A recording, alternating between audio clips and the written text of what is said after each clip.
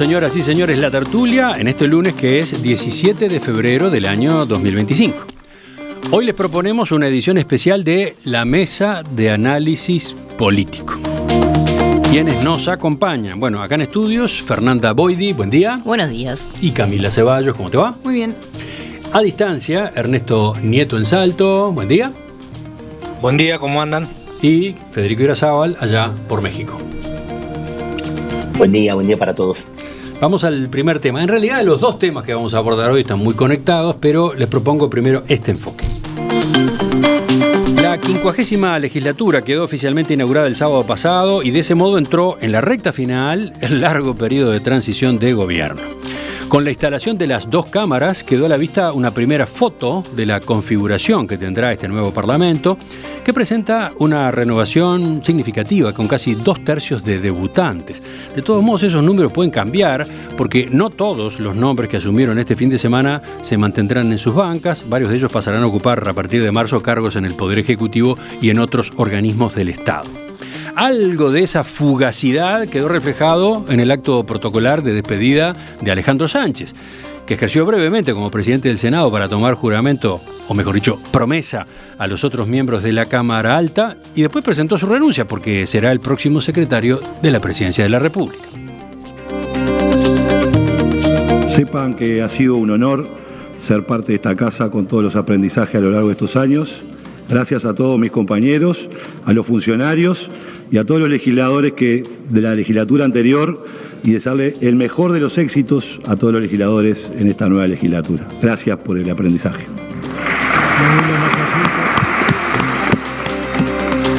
En este nuevo Poder Legislativo se da una distribución de fuerzas inédita, al menos en el pasado reciente. En el Senado el oficialismo tendrá mayoría absoluta con 17 bancas, mientras que en la Cámara de Diputados ninguno de los dos grandes bloques alcanza los 50 votos necesarios para aprobar proyectos. Y esto en buena medida se debe al ingreso de un nuevo partido, Identidad Soberana, que no integra ni el Frente Amplio ni la coalición republicana. A ese primer pantallazo se le agregan varias incógnitas. ¿Cómo se manejará dentro del Frente Amplio el movimiento de participación popular que reúne la bancada más grande de un solo sector desde el regreso a la democracia? ¿De qué manera se plantará Cabildo Abierto, que tiene 2 diputados que dicen que no se sienten atados a la coalición republicana? Y sobre todo, ¿cómo jugarán Gustavo y Nicole Salle, los representantes de Identidad Soberana? En el discurso breve que hizo después de votar por Sebastián Valdomir como presidente de la Cámara en este primer año, el diputado Salle ya dejó en claro cuáles son sus prioridades, las que ya había esgrimido. Ese es el gran desafío que tiene este Parlamento. Que el Uruguay se anteponga, dando ejemplo en el mundo, a la extorsión de la cleptocorporatocracia internacional. Entonces, estimados, ¿cómo ven ustedes esta configuración del Poder Legislativo y sus desafíos? Le doy primero la palabra a Fernanda. Bueno, como se ha comentado hasta el cansancio, es una situación novedosa, ¿sí? En varios niveles es novedosa. Es novedosa en la cantidad y perfil de los partidos que tenemos ocupando bancas. Es novedosa por la distribución del poder entre los partidos. Es la primera vez que el Frente Amplio no tiene mayorías absolutas. O sea, la primera vez que el Frente Amplio, siendo gobierno, exacto, no tiene mayorías absolutas. Exacto. Y es la primera vez en 20 años que un gobierno o una coalición formal de gobierno no tiene mayorías absolutas. Porque en el gobierno de la calle Pau, que está terminando, funciona la coalición. Tenía mayoría, con sus inconvenientes, ¿no? Hubo crisis, hubo discusiones en algunos temas, pero en definitiva tenía mayoría. Ahora bien, esto de algún modo me parece que estableció el tono de los discursos que vimos todos estos días y especialmente el día sábado, pero también hoy, representantes de los 3 partidos más grandes charlando contigo hace un rato. Todo ese tono de polarización, de oposición, de confrontación que se vivió por momentos muy fuertemente en la campaña, parece que quedó atrás y lo que hay por delante es por lo menos un compás de espera, y así lo han manifestado desde gobierno entrante y desde la oposición, de una disposición a dialogar. Porque lo cierto es que lo que refleja esto, digamos, lo podemos ver de dos modos. Por un lado, es que hay dos mitades, ¿sí? Casi iguales, una un poquito más grande, evidentemente, porque es la que ha obtenido el gobierno. Entonces eso, digamos, ¿eso cómo se lee? ¿Se lee como un mandato que arrasa o se lee como una mayoría un poquito mayor, que digamos una mitad un poquito mayor, que debe dar cabida y participación al resto? Me parece que esa es la pregunta que va, digamos, la respuesta fue clara durante los primeros gobiernos del Frente Amplio, fue bastante clara durante la mayor parte del gobierno de Lacalle Pou. Vamos a ver qué pasa en esto, porque la distribución de poder es diferente. Camila. Bien, sí. Es verdad, es una situación inusual la de este gobierno cuasi mayoritario, pero ya pasó en la historia, ¿no?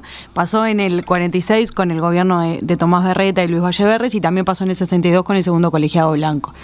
¿Qué pasó en esas instancias o qué deberíamos esperar que pase en esta legislatura? Bueno, al menos dos cosas: que en primer lugar todos los proyectos tiendan al centro, ¿no? O sea, porque la negociación va a ser muy importante. Entonces se va a buscar como ese electorado, ese legislador mediano, de alguna manera, que esto está muy explicado ahí en el blog de estudios parlamentarios. Sí, por ejemplo, si el Frente Amplio inicia el trámite de una de sus iniciativas en el Senado, la puede sacar adelante, va a salir, pero cuando vaya a la Cámara de Diputados se va a trancar y por lo tanto habrá que negociar, habrá que atenuarla. Exactamente, se va a atenuar y ese proceso de negociación va a llevar a otro segundo aspecto, que es que aumente el retraso, ¿no? El delay en el proceso legislativo. Y eso también es esperable durante esta legislatura. Entonces, cuando termine este periodo, probablemente estemos en una baja de productividad, porque demore más tiempo, y una cantidad de negociación mucho más alta. ¿Es un problema en sí mismo eso? Y probablemente no. Depende mucho justamente de cómo se dé esta negociación entre partidos, ya no intrapartidario. Sí. Sí, se puede discutir mucho si la lentitud es un problema o no, capaz que al revés, ¿no? Porque eso permite mejores leyes. Claro, leyes, bueno, quizás mejor trabajadas hasta en su texto, pero sobre todo más consensuadas, con más apoyo. ¿Cuántas veces se ha pasado que por ir rápido con una ley, después, por ejemplo, surge una iniciativa de referéndum? Exactamente, ¿no? Y en términos de contenido, de formulación, tiene problemas. Eso después podemos seguir hablando si depende de la calidad legislativa o de otras circunstancias que necesita el Parlamento, como mejores asesores, por ejemplo. De todos modos, estamos poniendo el foco como corresponde, porque para empezar tal vez de lo más general a lo más particular, en lo que podemos esperar de las dinámicas interpartidarias, y tenemos más para decir de eso. Pero hay otro nivel, que son las intrapartidarias. Sí, exactamente. Claro. Que en este caso, como estamos poniendo el foco en la competencia o en la coordinación o en la acción conjunta entre partidos, lo dejamos detrás y lo estamos dando como por un supuesto que los partidos se comportarán como bloques uniformes, cosa que sabemos no es el caso, o no necesariamente lo es. Me llamó la atención en el intercambio que tuvimos más temprano con 3 legisladores, cómo Rodrigo Goñi del Partido Nacional, en su primera intervención prácticamente,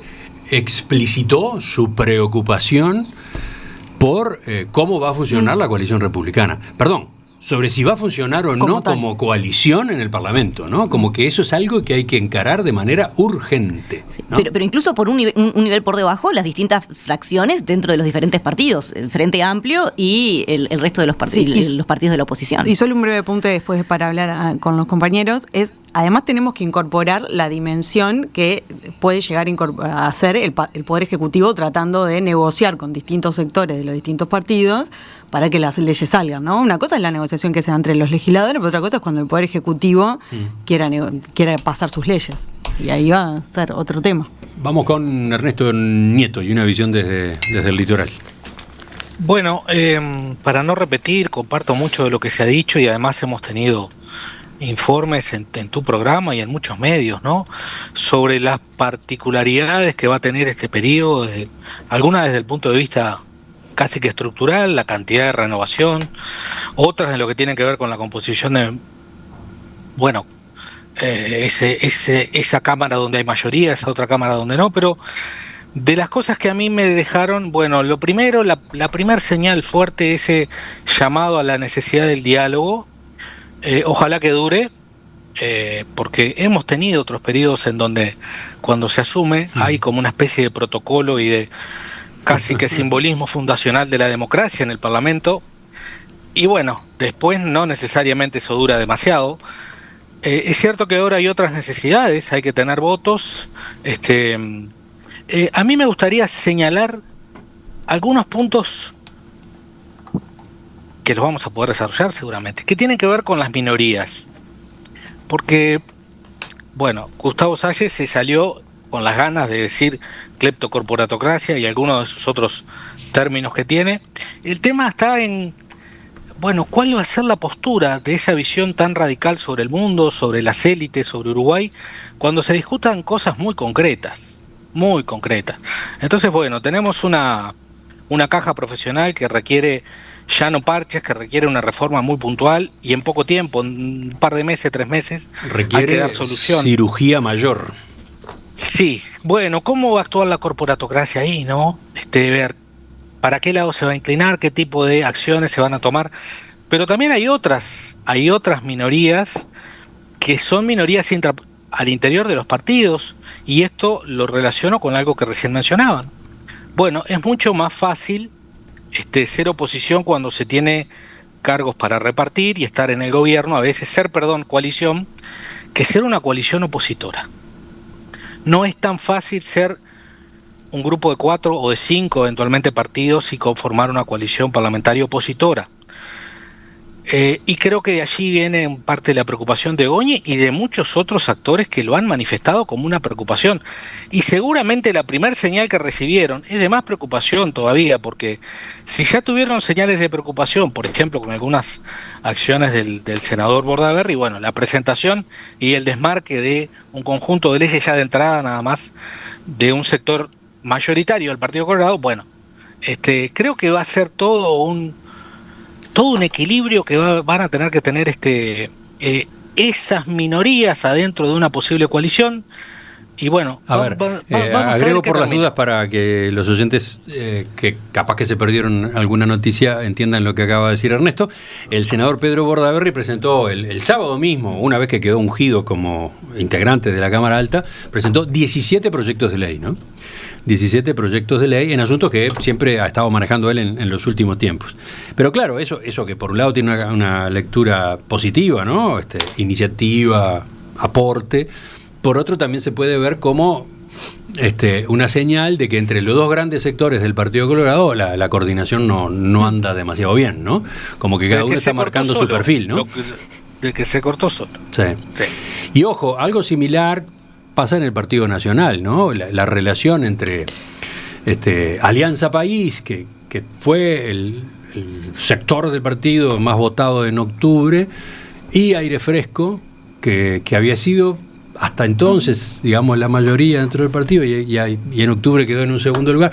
Esa relación también está pautando a cada rato cortocircuitos, ¿no? Sí, y todavía estamos muy marcados, y vamos a seguir hasta mayo con la campaña electoral de los gobiernos departamentales. Ese factor no deberíamos dejarlo pasar. Está la campaña electoral departamental corriendo en paralelo a la instalación de las nuevas autoridades. Sí, eso afecta en varios niveles. Primero porque los sectores están trabajando y respaldando por sus candidatos, pero también va a afectar, de un modo que aún no lo sabemos, la composición final del Parlamento, porque muchos de aquellos que ocupan bancas, sobre todo en diputados, están también, o que han sido electos y renuncian, o dejan a sus suplentes, están también corriendo por el cargo de intendente en varios departamentos. Entonces está todo muy, muy en el aire. El cuadro final de la distribución del poder político en Uruguay no lo vamos a tener hasta luego del mes de mayo. Después de las elecciones departamentales o cuando asuman las nuevas intendencias. Cuando asuman las nuevas intendencias. En julio. Sí. Bueno, pero por lo menos vamos a saber los nombres en danza, quiénes van a estar y quiénes no. Federico, tu visión desde afuera, con las ventajas que tiene la distancia, a ver. Bueno, algunas ventajas y otras que no se pierde, algunas cosas muy, muy cercanas, muy, muy cotidianas. De todas maneras, coincido con lo que se ha dicho hasta ahora, va a ser un parlamento inusual, y inusual por esa distribución, digamos, o esa no haber alcanzado la mayoría en la Cámara de Diputados por parte de ninguno de los dos bloques, y cierto temor, ¿no? De en quién está o en manos de quién está esa llave para la construcción de acuerdos y para la construcción de mayorías. Obviamente la teoría dice, ¿no? Como manifestaba muy bien Camila recién, de que al no haber mayorías se va a tender a que las aprobaciones, digamos, de muchos proyectos se van a correr hacia el centro. Yo no sé si Salle es el centro, no sé si Salle va a correr o va a permitir correr los proyectos hacia el centro. De verdad no lo sé, porque así como le envidio la forma de decir cleptocorporatocracia sin trancarse de una, también expresa un temor por lo que él representa. Es decir, es un partido y es un personaje que de verdad no sabemos lo que representa, es decir, o sabemos lo que representa y realmente lo que representa es cada vez es muy, muy fuera de la realidad, muy corrido de cualquier eje, de cualquier apreciación ideológica. Entonces me parece que ahí vamos a tener episodios, la verdad, desde los más risueños y descacharrantes hasta cosas que realmente puedan provocar cierto temor, ¿no? Esa es mi principal preocupación.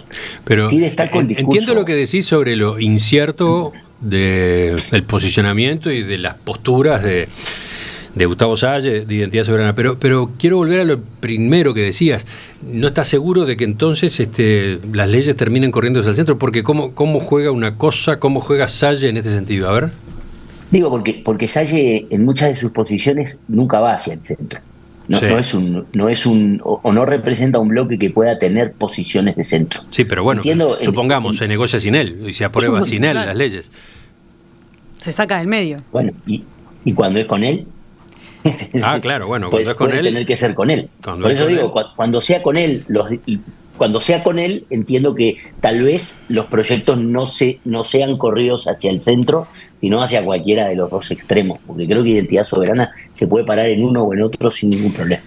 Pero más allá de esto, es más que nada para expresar un temor acerca de la consistencia ideológica o del posicionamiento de lo que realmente representa Identidad Soberana.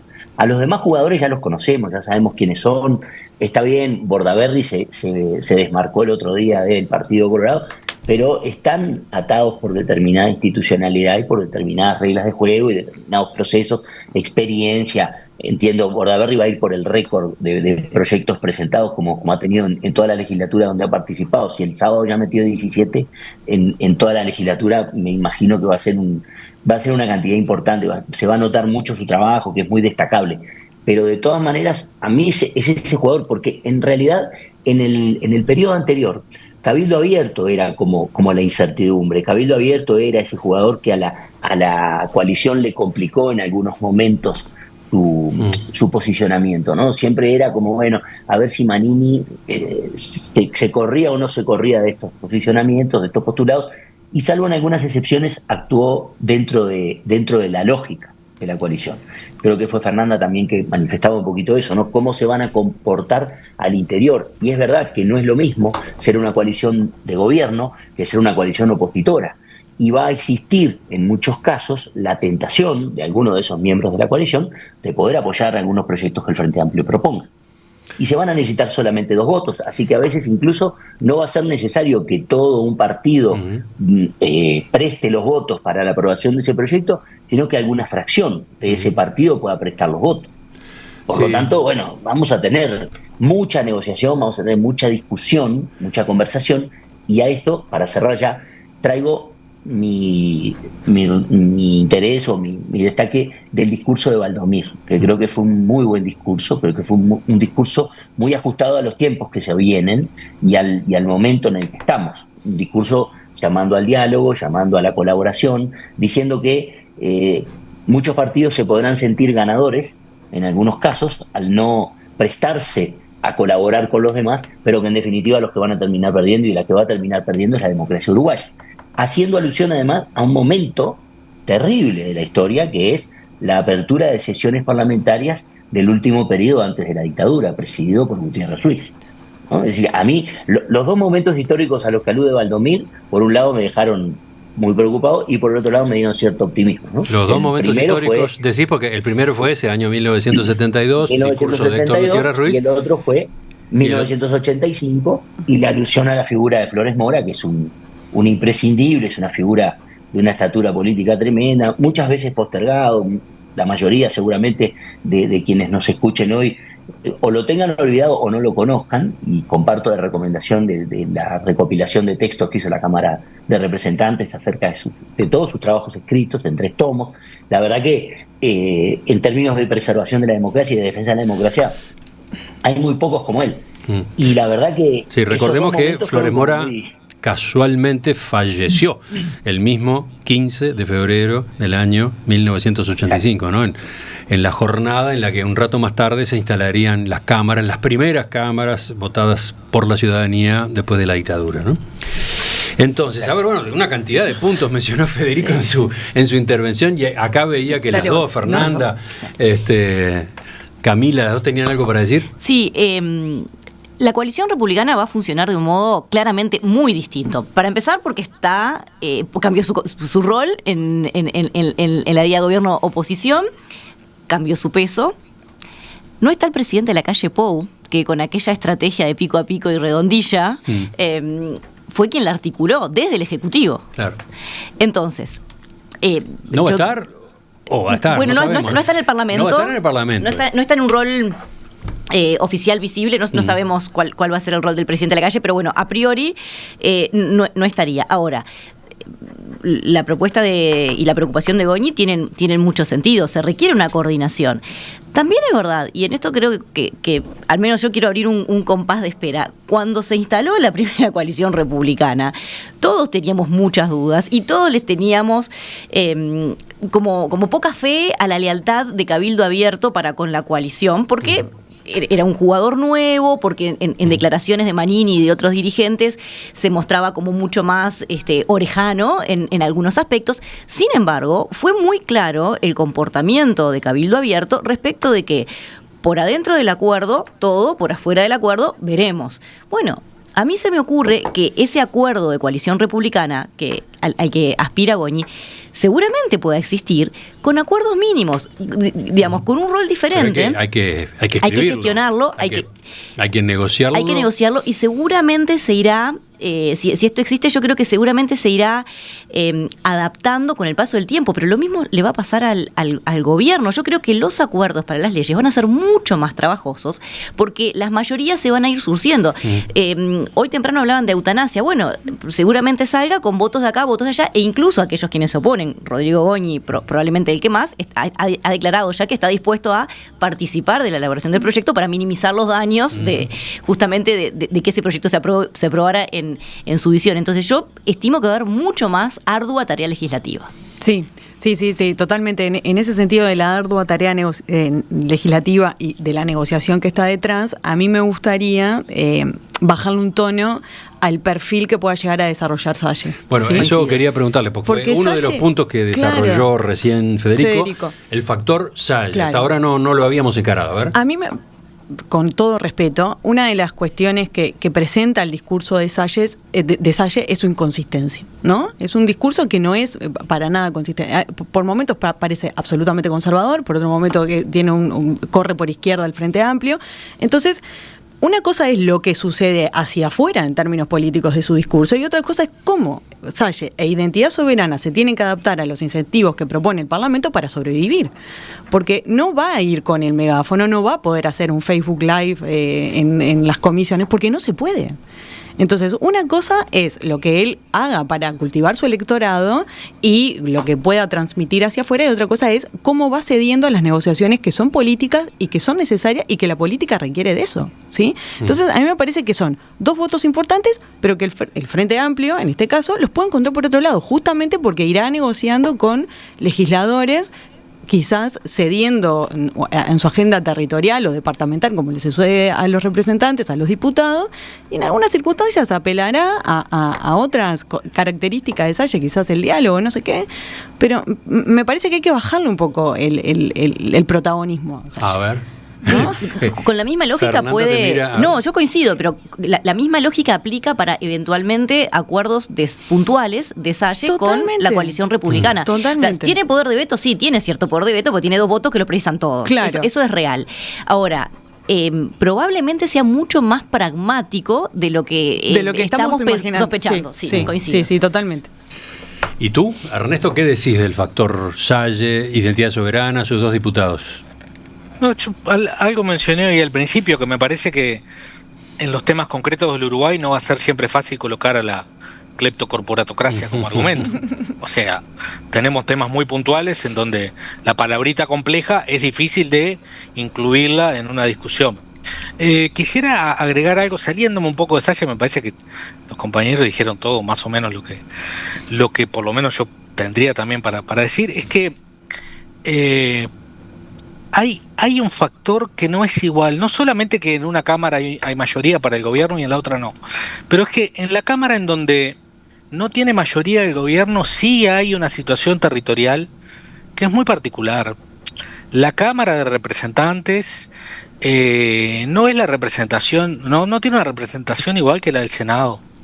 La enorme mayoría de los senadores representan al seno de sus tradiciones partidarias, viven en Montevideo, son montevideanos, y los que no son montevideanos hace muchos que están instalados en Montevideo. La Cámara de Representantes tiene una relación con sus territorios que es distinta. Y allí es donde las posibilidades para generar acuerdos inicialmente pueden incluso vencer algunos resquemores partidarios. ¿Por qué? Porque hay intereses territoriales.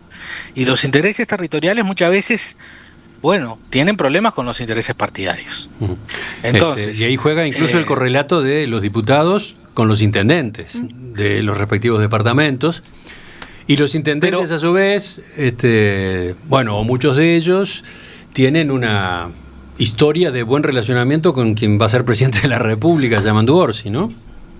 Pero además de eso, que esto, así como lo describís, se da otra situación, que es los representantes nacionales, que más allá que se llamen así, en el interior es usualmente decirle diputados, y más allá que no sean electos estrictamente por una circunscripción departamental, obedecen su cargo a sus departamentos y le dan cuenta de su cargo a sus departamentos. Y la manera de hacer política de los diputados en el interior es muy distinta que la de los diputados de Montevideo. Es habitual que en los departamentos del interior del país, y en esto incluyo en buena medida a Canelones también, no solo el área metropolitana, también incluye es habitual que los diputados del interior del país tengan una vez por semana, una vez cada 15 días, reuniones donde atienden, entre comillas, a sus militantes. No reuniones parlamentarias, reuniones mano a mano, donde los reciben, donde anotan, donde ven cuáles son los problemas. Eso es una práctica absolutamente habitual. Y eso nos transforma después, al momento de votar, de construir las leyes, a un escenario que es distinto. Entonces, yo creo que más allá de que vamos a tener los bloques muy establecidos y muy claros en senadores, vamos a tener un hermoso momento para observar en la Cámara de Representantes todos esos juegos de intereses, todos esos acuerdos, cómo se dan, cómo no se dan, porque además nos falta todavía una pieza más de este bloque, que es, bueno, un presidente del interior que fue intendente, que conoce a sus pares, a eso iba, y que ¿no? a su vez, claro, y que a su vez tiene en el Congreso de Intendentes una llave para negociar extra. Sí, señor. Porque no es solo la negociación, se cierran los parlamentos, muchas veces se cierra por afuera y después se votan los parlamentos. Entonces, para mí son todas dimensiones que vamos a ir viéndolas en el transcurso del tiempo. Es muy interesante la observación de Ernesto. De todos modos, vuelvo para atrás un minuto en el sentido siguiente. Decía hoy el diputado Goñi, y creo que también coincidía Conrado Rodríguez, que ellos esperan que la actitud del Frente Amplio empiece por negociar con el conjunto de la oposición. Empiece por negociar con la coalición republicana. No empiece por ir a buscar 2 votos del diputado tal o el sector cual. Como que desde el punto de vista de las buenas relaciones parlamentarias, desde el punto de vista incluso de ese espíritu de búsqueda de consensos, acuerdos, en aras de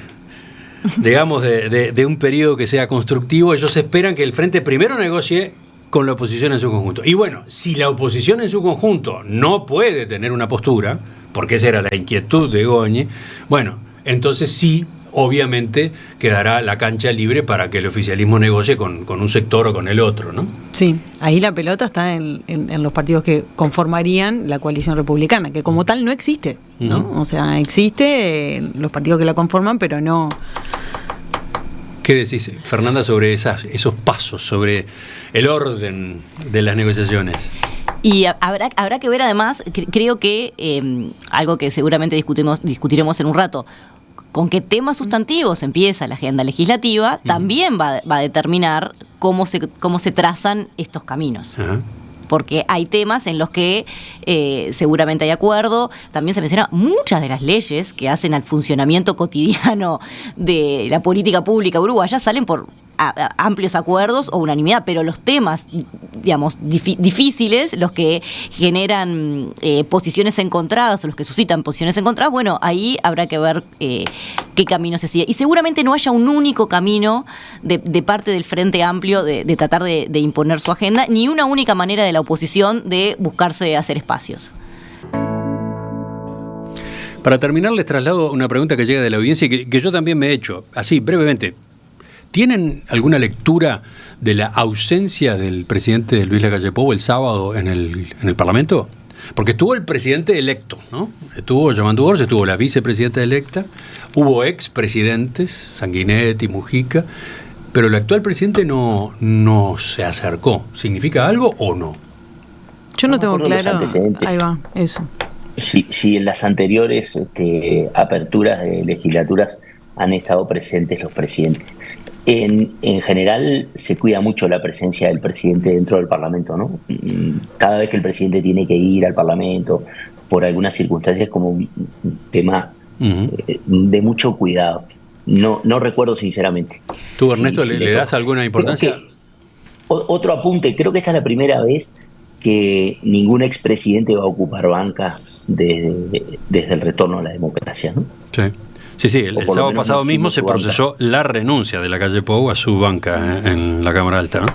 Pero en anteriores periodos tuvimos, ¿no, presidente? No sé si Sanguinetti renovó el Senado. Excepto el primero, Federico.